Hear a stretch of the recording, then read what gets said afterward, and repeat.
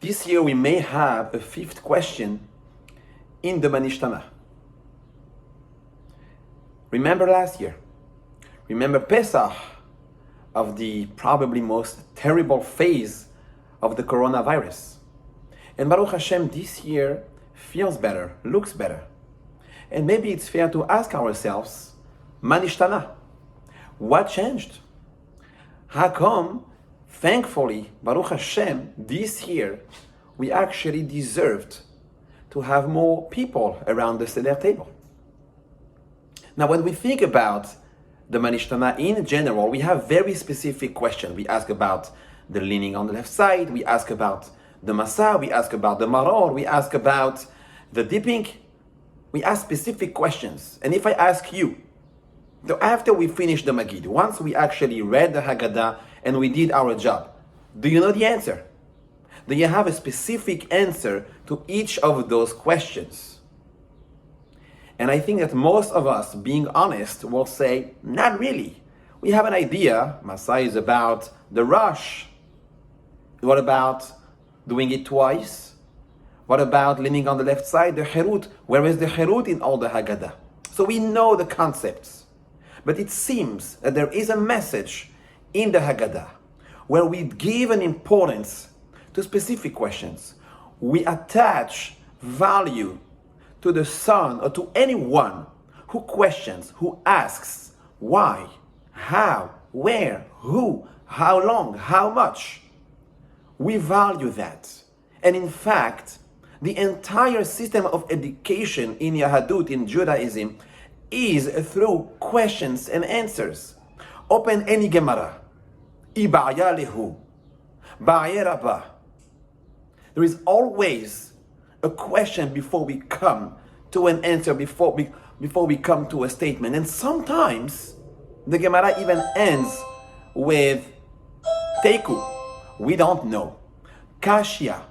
But we move on. We move on next. What is exactly the message there? And I think that this is exactly how we are supposed to train our children and ourselves as well. To attach and give value to questions about anything and everything that is happening around us. It is not okay to take everything for granted. We need to ask ourselves those questions. This is what the definition of a Jew is. We came out of Mitzrayim and we ask ourselves, Lama. We ask ourselves not why, Lama. And I'll explain what I mean, not why. But before we go there, I think that this lesson is about us. It's about every single person's life as well. This is what it means to talk about Yetziat Mitzrayim.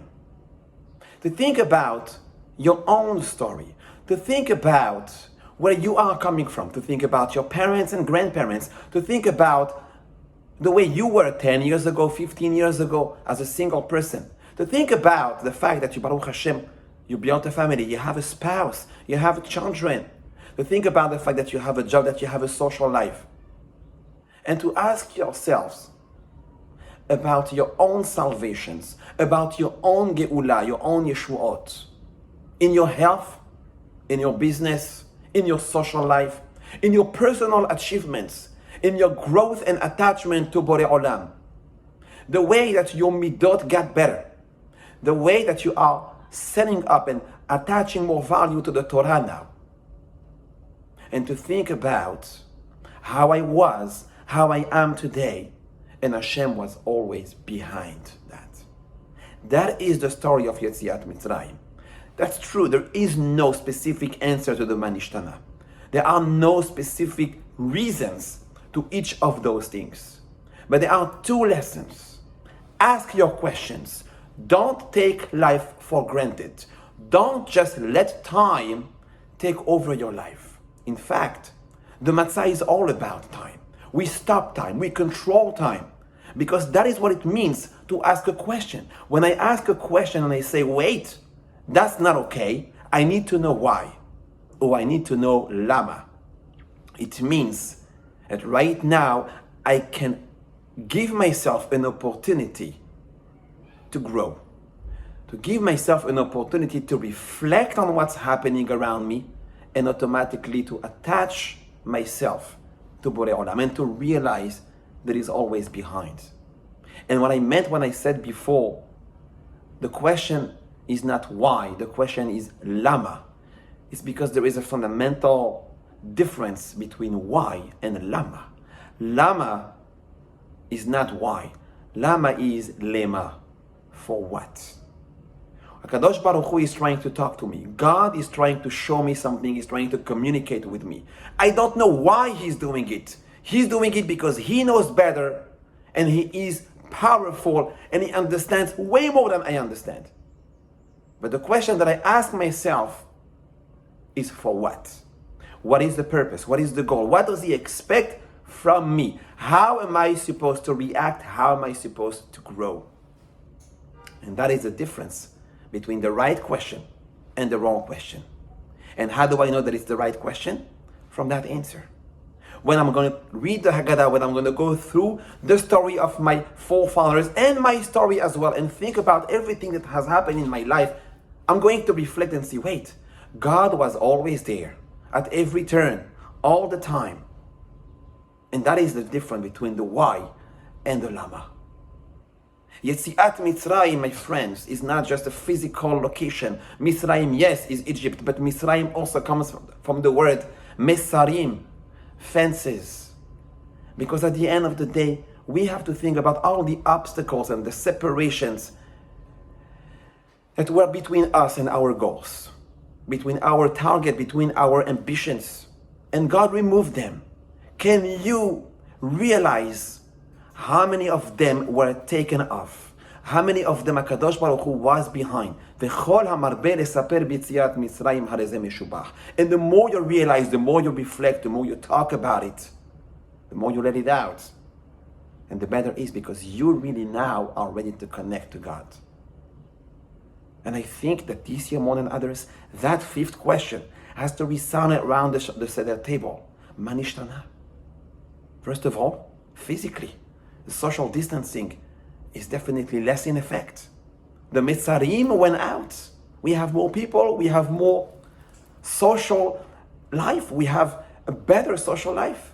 And we have to ask that question. God gave us another chance. We can have each other more. We need to use that.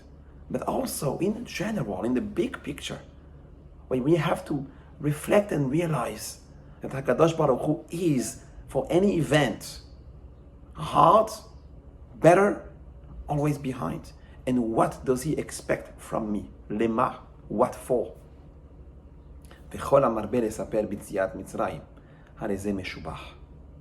And may this Pesach, the experience of the Seder, be an experience where we are going to truly reach the end goal, the Hallel, where we are going to feel after the Sipur, after the story, closeness to Borei Olam. We are going to feel that now we are singing from the heart. And we will get, Be'ezrat Hashem, even to the point of Shir HaShirim, where we are going to sing the song of the song, the love, the Kodesh HaKodashim, the song where we are so connected to Borei Olam because we reflect on this past year and feel, Baruch Hashem, thank God, He was all along behind everything we experienced. May we all celebrate this Pesach in Yerushalayim, feel closer to God, feel closer to one another, and Pesach Kasher V'Sameach to all of you.